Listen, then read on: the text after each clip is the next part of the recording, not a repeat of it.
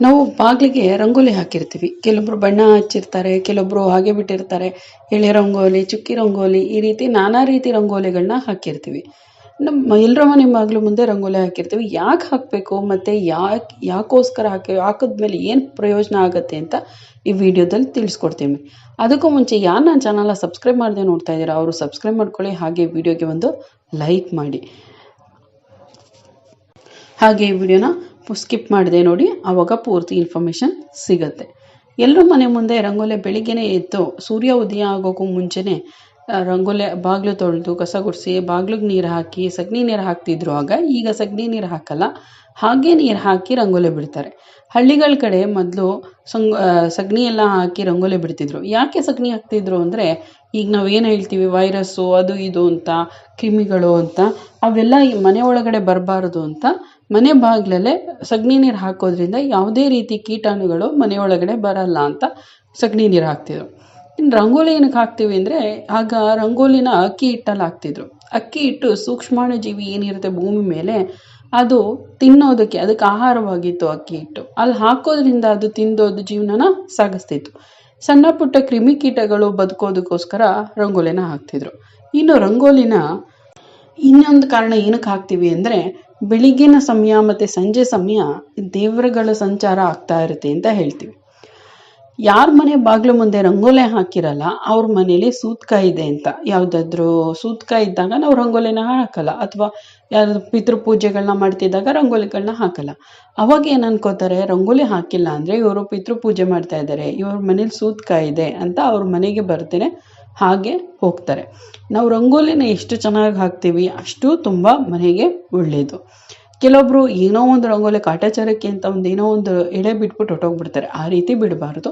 ರಂಗೋಲಿ ನೋಡಿದ್ರೆ ಹೋಗೋ ಬರೋರು ತುಂಬ ಚೆನ್ನಾಗಿದೆ ಅಂತ ನೋಡ್ಕೊಂಡು ಹೋಗೋ ಥರ ಬಿಡಬೇಕು. ನಿಮ್ಮ ಕಲಿ ಯಾವ ರೀತಿ ಚಿಕ್ಕದೇ ಆದ್ರೂ ಚೆನ್ನಾಗಿರುವಾಗೆ ಬಿಡಿಸ್ಬೇಕು. ಏನೋ ಒಂದು ಎಳೆದ್ಬಿಟ್ಟು ಹೋಗಬಾರ್ದು. ರಂಗೋಲಿ ಭೂಮಿ ತಾಯಿಗೆ ನಾವು ಭೂಮಿ ತಾಯಿಗೆ ಪೂಜೆ ಮಾಡಿದಷ್ಟು ಸಂತೋಷ ಕೊಡುವಂಥದ್ದು ರಂಗೋಲಿ.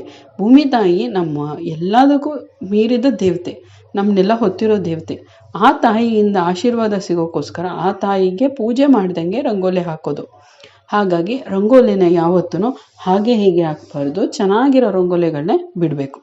ಅದರಲ್ಲೂ ಅಮಾವಾಸ್ಯೆ, ಹುಣ್ಣಿಮೆ, ಮಂಗಳವಾರ, ಶುಕ್ರವಾರಗಳಲ್ಲಿ ಎಳೆ ರಂಗೋಲಿಗಳನ್ನ ಹಾಕಿದ್ರೆ, ಅಂದರೆ ಚುಕ್ಕಿಗಳನ್ನ ಹಾಕಿ ರಂಗೋಲಿಗಳನ್ನ ಹಾಕ್ಬಿಡ್ತೀವಿ. ಅದಲ್ದೇ ಚುಕ್ಕಿಗೆ ಜಾಯಿನ್ ಮಾಡ್ದೇನೆ ರಂಗೋಲಿ ಹಾಕ್ತೀವಲ್ಲ, ಅದು ಹಾಕಿದ್ರೆ ತುಂಬ ಒಳ್ಳೆಯದು. ಅದರಲ್ಲೂ ಹಬ್ಬ ಹರಿದಿನಗಳಲ್ಲೂ ನಾವು ಎಷ್ಟು ದೊಡ್ಡದಾಗಿ ಹಾಕ್ತೀವೋ ಅಷ್ಟು ತುಂಬ ಚೆನ್ನಾಗಿರುತ್ತೆ. ರಂಗೋಲಿನ ಏನಕ್ಕೆ ಹಾಕ್ತೀವಪ್ಪ ಅಂದರೆ, ನೀವು ಅಬ್ಸರ್ವ್ ಮಾಡಿರ್ಬೋದು, ಕೆಲವೊಂದು ಹೆಣ್ಮಕ್ಳುಗಳು ರಂಗೋಲಿನ ಹಾಕಿದ್ಮೇಲೆ ಅವ್ರ ಮನಸ್ಸು ಪ್ರಫುಲ್ಲತೆ ಆಗಿರುತ್ತೆ, ಅಂದರೆ ಶಾಂತಿಯುತವಾಗಿರುತ್ತೆ. ಈ ರಂಗೋಲಿ ಹಾಕೋದ್ರಿಂದ ಒಂಥರ ಅವ್ರ ಮನಸ್ಸು ಚಂಚಲದಿಂದ ಒಂದೇ ಥರ ಕೇಂದ್ರೀಕೃತವಾಗಿರುತ್ತೆ, ಖುಷಿಯಾಗಿ ಸಂತೋಷವಾಗಿರೋ ಥರ ಆಗುತ್ತೆ.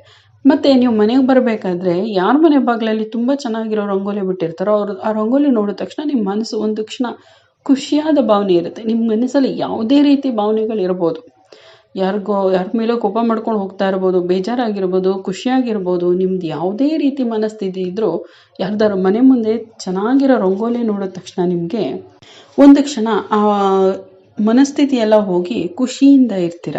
ಅಂದರೆ ಮನಸ್ಸು ಸಂತೋಷವಾಗಿ ಎಷ್ಟು ಚೆನ್ನಾಗಿದೆ ರಂಗೋಲಿ ಅಂತ ನೋಡ್ತಿರ್ತೀರ. ಇನ್ನೊಂದು ಮನುಷ್ಯರಾದ ನಾವೇ ಅಷ್ಟು ಚೆನ್ನಾಗಿದೆ ಅಂತ ಅಂದ್ಕೊಂಡು ಹೋಗಬೇಕಾದ್ರೆ ಇನ್ನು ದೇವತೆಗಳು ಬಂದಾಗ ನಾವು ತುಂಬ ಚೆನ್ನಾಗಿರೋ ರಂಗೋಲಿ ಬಿಟ್ಟಾಗ ಆಶೀರ್ವಾದ ಆಗುತ್ತೆ. ಅದರಲ್ಲೂ ರಂಗೋಲಿನ ರಂಗನಾಥನಿಗೆ ಹೋಲಿಸ್ತಾರೆ. ರಂಗನಾಥ ಲಕ್ಷ್ಮಿ ಎಲ್ಲ ಒಂದೇ. ನಾವು ರಂಗನಾಥನ ಕರೆದ್ರೆ ಲಕ್ಷ್ಮಿ ಮನೆಗೆ ಬರ್ತಾಳೆ ಅಂತ ಹೇಳ್ತೀವಿ. ಹಾಗಾಗಿ ರಂಗೋಲಿನ ಎಷ್ಟು ಚೆನ್ನಾಗಿ ಬಿಡಿಸ್ತೀವೋ ಲಕ್ಷ್ಮಿನೂ ಕೂಡ ನಮ್ಮ ಮನೆಗೆ ಬರ್ತಾಳೆ ಅಂತ ಹೇಳ್ತಾರೆ. ಇದ್ರ ಹಿಂದೆ ಒಂದು ಕತೆ ಇದೆ.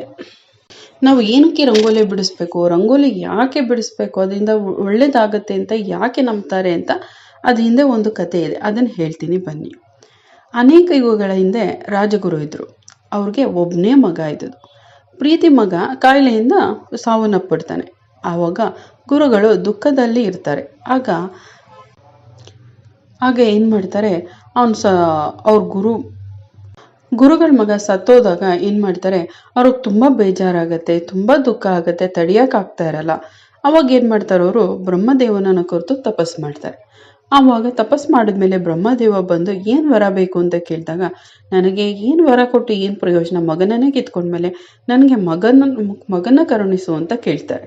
ಆವಾಗ ಬ್ರಹ್ಮ ಹೇಳ್ತಾನೆ, ನೀನು ರಾಜ್ಯದಲ್ಲಿರೋ ಎಲ್ಲರ ಜನಗಳಿಗೂ ಬೆಳಿಗ್ಗೆ ಬೇಗ ಎದ್ದು ಸೂರ್ಯೋದಯ ಆಗೋಕ್ಕೂ ಮುಂಚೆನೇ ಇದ್ದು ಬಾಗಿಲು ಕಸ ಗುಡಿಸಿ ಸಗಣಿ ನೀರು ಹಾಕಿ ರಂಗೋಲೆ ಬಿಟ್ಟು ಹೊಸಲು ಪೂಜೆ ಮಾಡೋಕ್ಕೆ ಹೇಳು ಅಂತ ಹೇಳ್ತಾರೆ. ಆವಾಗ ಅದೇ ರೀತಿ ಗುರುಗಳು ಹೇಳ್ತಾರೆ. ಆವಾಗ ರಾಜ ಅದೇ ರೀತಿ ಆದೇಶ ಮಾಡಿದಾಗ ಎಲ್ಲರೂ ಅದೇ ರೀತಿ ಮಾಡ್ತಾರೆ. ಎಲ್ಲರೂ ಹೊಸಲು ತೊಳೆದು ಹೊಸ್ಲಿಗೆ ಅರಿಶಿನ ಹಚ್ಚಿ, ಅರಿಶಿನ ಕುಂಕುಮ ಹೂವೆಲ್ಲ ಇಟ್ಟು ಬಾಗಿಲಿಗೆ ರಂಗೋಲಿ ಚೆನ್ನಾಗಿರೋ ರಂಗೋಲಿ ಬಿಟ್ಟು ಪೂಜೆ ಮಾಡಿರ್ತಾರೆ. ಆವಾಗ ಈ ರಾಜಗುರುಗಳಿರ್ತಾರಲ್ಲ, ಅವರು ಮನೆ ಮುಂದೆ ಏನು ಮಾಡ್ತಾರೆ, ಮಗನ ಇರೋವಂಥ ಚಿತ್ರ ಬಿಡ್ತಾರೆ. ಅಂದರೆ ರಂಗೋಲಿಯಿಂದ ಅವ್ರ ಮಗನ ರೀತಿ ಒಂದು ಚಿತ್ರ ಬಿಡ್ತಾರೆ. ಅದಕ್ಕೆ ಏನು ಮಾಡಿದಾರೆ, ಬ್ರಹ್ಮ ಬಂದು ಅವ್ರಿಗೆ ಆ ಮಗನಿಗೆ ಜೀವ ತುಂಬ್ತಾರೆ. ಅದು ಎಷ್ಟು ಚೆನ್ನಾಗಿರುತ್ತೆ ಅಂದರೆ ನೋಡೋದಕ್ಕೆ ಅವ್ರ ಮಗನ ರೀತಿಯೇ ಕಾಣಿಸ್ತಾ ಇರುತ್ತೆ. ಅದನ್ನ ನೋಡಿ ಖುಷಿಯಾಗಿ ಬ್ರಹ್ಮ ಏನು ಮಾಡ್ತಾನೆ, ಅವ್ರ ಮಗನಿಗೆ ಜೀವ ಕೊಟ್ಟು ಕರುಣಿಸ್ತಾನೆ. ಹಾಗಾಗಿ ನಮಗೂ ಏನಾದರೂ ಒಳ್ಳೇದಾಗತ್ತೆ, ರಂಗೋಲಿಯಿಂದ ಇಷ್ಟು ಒಳ್ಳೆ ಕೆಲಸ ಆಗುತ್ತೆ ಅಂದಮೇಲೆ, ಒಂದು ಜೀವನೇ ಬರುತ್ತೆ ಅಂದಮೇಲೆ ನಮಗೆ ಮನೆಗೆ ಒಳ್ಳೇದಾಗತ್ತೆ, ಶುಭ ಆಗುತ್ತೆ ಅಂತ ರಂಗೋಲಿ ಬಿಡ್ತೀವಿ. ಇನ್ನು ರಂಗೋಲಿ ಬಿಡೋದ್ರಿಂದ ನಮ್ಮ ಕ್ರಿಯೇಟಿವಿಟಿ ಕೂಡ ಹೆಚ್ಚಾಗುತ್ತೆ ಮತ್ತು ಮನಸ್ಸು ರಂಗೋಲಿ ಬಿಡೋ ಕಡೆನೇ ಗಮನ ಕೊಡೋದ್ರಿಂದ ನಮ್ಮ ಮನಸ್ಸು ಕೂಡ ಶಾಂತಿಯಾಗಿ ಧ್ಯಾನಸ್ಥ ಸ್ಥಿತಿಯಲ್ಲಿರುತ್ತೆ. ಮತ್ತು ಅದನ್ನು ಹೆಚ್ಚು ಚೆನ್ನಾಗಿ ಬಿಟ್ಟು ಬಣ್ಣ ಹಾಕಿದಾಗ ಖುಷಿಯಿಂದ ತುಂಬ ನೋಡೋದಕ್ಕೂ ಖುಷಿಯಾಗಿರುತ್ತೆ, ಮುದ ಆಗ್ತಾ ಇರುತ್ತೆ. ಆಮೇಲೆ ನಮ್ಮ ಮನಸ್ಸು ಯಾವುದೇ ರೀತಿ ಬೇಜಾರು ಯಾವುದೇ ರೀತಿ ಇದ್ರೂ ಅದು ರಂಗೋಲಿ ನೋಡಿದ ತಕ್ಷಣ ನಮಗೆ ಒಂಥರ ಸಂತೋಷ ಮನೋಭಾವ ಉಂಟಾಗುತ್ತೆ. ನಿಮಗೆ ಬೇಕಾದರೆ ಅಬ್ಸರ್ವ್ ಮಾಡಿ, ನಿಮ್ಮ ಮನೆ ಅಕ್ಕಪಕ್ಕ ಯಾರಾದರೂ ತುಂಬ ಚೆನ್ನಾಗಿರೋ ರಂಗೋಲಿ ಬಿಡ್ತಾ ಇದ್ದಾರೆ ಅಂದಾಗ, ನಿಮ್ಮ ಮನಸ್ಸಿಗೆ ಏನಾದರೂ ಬೇಜಾರಾಯಿತು ಅಂದಾಗ ಒಂದು ಕ್ಷಣ ಆ ರಂಗೋಲಿನ ನೋಡಿ.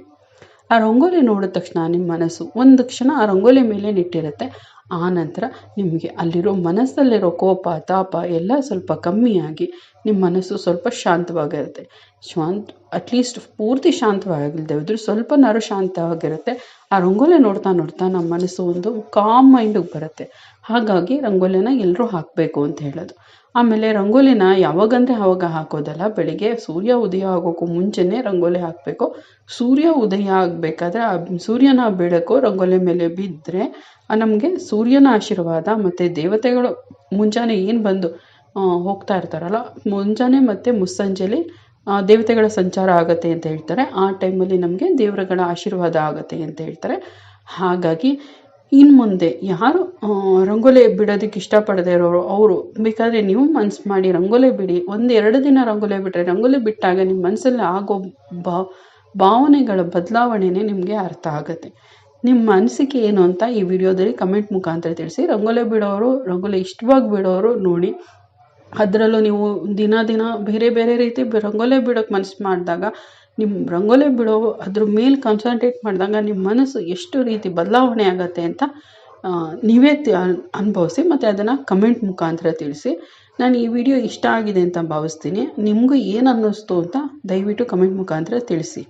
ಅದು ನಮಗೂ ಗೊತ್ತಾಗುತ್ತೆ, ನೆಕ್ಸ್ಟ್ ವಿಡಿಯೋ ಮಾಡೋದಕ್ಕೆ ಇದು ಹೆಲ್ಪ್ ಆಗುತ್ತೆ. ಇನ್ನು ಯಾರು ಈ ವಿಡಿಯೋನ ಲೈಕ್ ಮಾಡಿಲ್ಲ ಅವರು ಲೈಕ್ ಮಾಡಿ. ಹಾಗೆ ನನ್ನ ಚಾನಲ್ ಇನ್ನೂ ಯಾರು ಸಬ್ಸ್ಕ್ರೈಬ್ ಮಾಡದೆ ನೋಡ್ತಾ ಇದ್ದೀರಾ ಅವರು ಸಬ್ಸ್ಕ್ರೈಬ್ ಮಾಡ್ಕೊಳ್ಳಿ. ಈ ಕೇಳಿದ್ದಕ್ಕಾಗಿ ಧನ್ಯವಾದಗಳು.